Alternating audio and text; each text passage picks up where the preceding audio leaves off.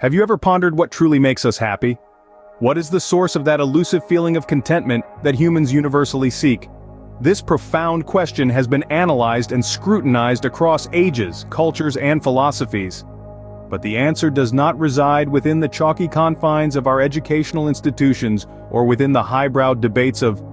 Rather, it is hidden inside the time-worn pages of ancient spiritual texts and scriptures from around the world. These centuries-old scripts offer a unique perspective, a different lens to look at happiness. They suggest that real joy doesn't stem from material possessions or societal approval, but from the eternal spiritual essence within us. According to them, pure bliss arises from moments of serenity, those precious snippets of time residing between the fulfillment of one longing and the emergence of another. When we long for something, be it an individual, a materialistic possession, or even an abstract idea, our minds are filled with turbulence. As we strive, battle, and finally succeed in fulfilling this desire, there comes a fleeting moment of peace. This tranquility that washes over us after the tiresome pursuit and eventual satisfaction of our desires is what we mistake as happiness.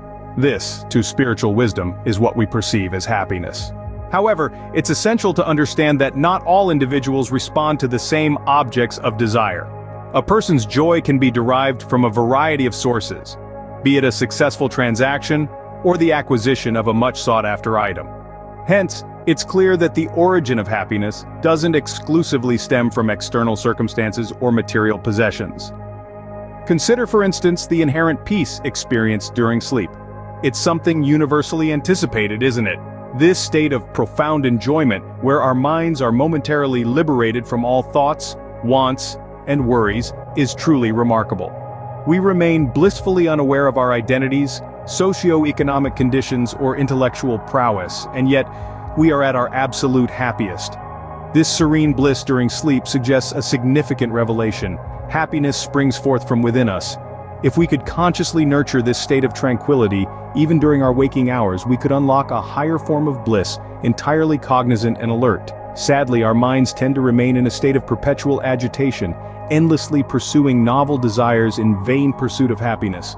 A ceaseless chase that often bears little fruit. Yet, if we can master our inner state, we can achieve lasting joy. Therefore, the source of happiness lies within us. If we learn to cultivate this state of quietude even while awake, we can tap into a superior form of bliss, fully conscious and aware.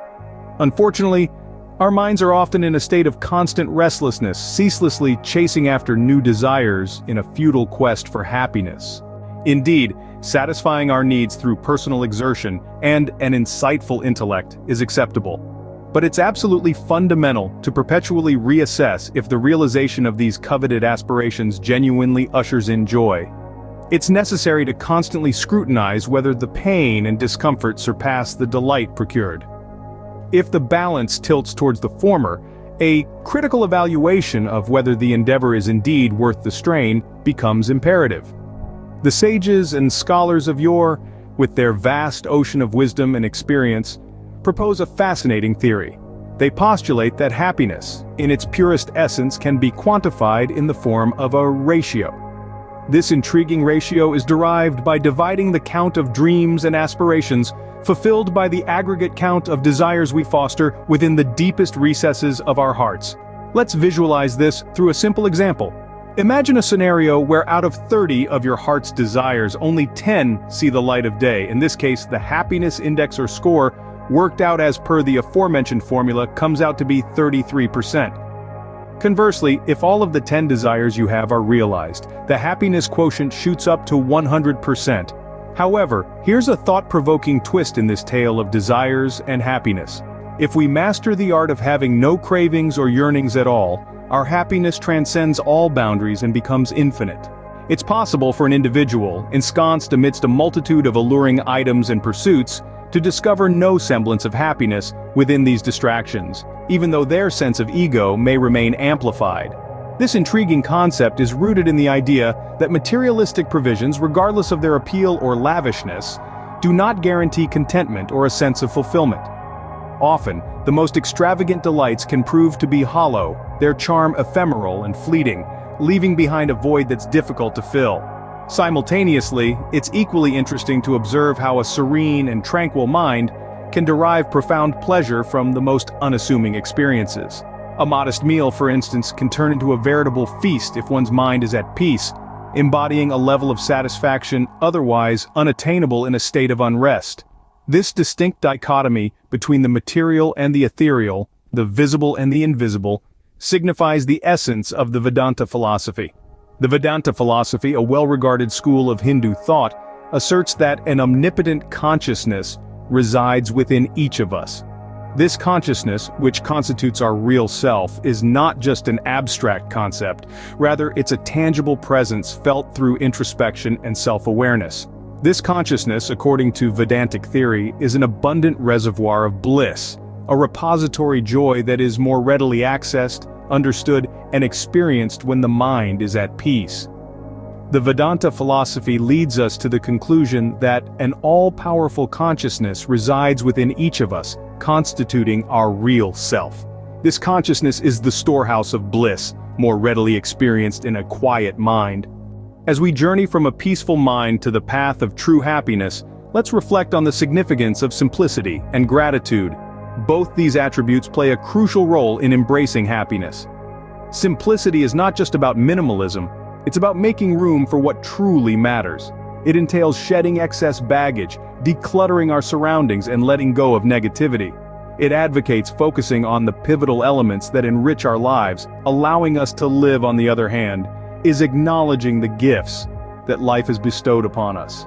It's about appreciating what we have without longing for more. It's a recognition of value in life's simple pleasures, a way of cherishing the moments that make life worth living.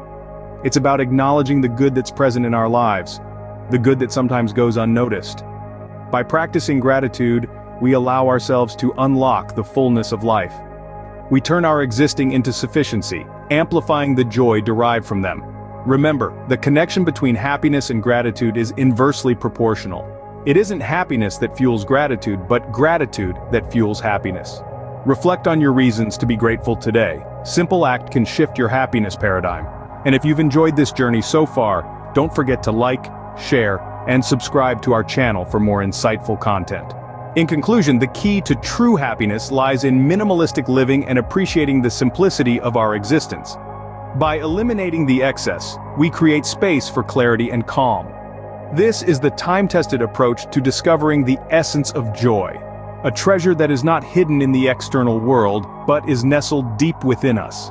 The path to this internal treasure trove is not laden with materialistic desires, with the acceptance of what we already possess. Happiness, my friends, is not a destination but a journey where we learn to appreciate every moment, every breath, every smile, every tear. It's about understanding that the things we are always running after, wealth, success, fame, are transient, while the peace and contentment that come from within are eternal. To lead a life of satisfaction, we need to declutter, not just our surroundings, but our minds too. Removing the unnecessary distractions helps us to focus on what truly matters. When we stop craving for more and start appreciating what we already have, we realize that we are already rich measure. So, focus on simplifying your life, embrace minimalism, cherish the small moments of joy, and most importantly, cultivate an attitude of gratitude. Because happiness isn't about having what you want, but wanting what you have. It's about a serene mind, a life devoid of unnecessary clutter, and a heart filled with gratitude.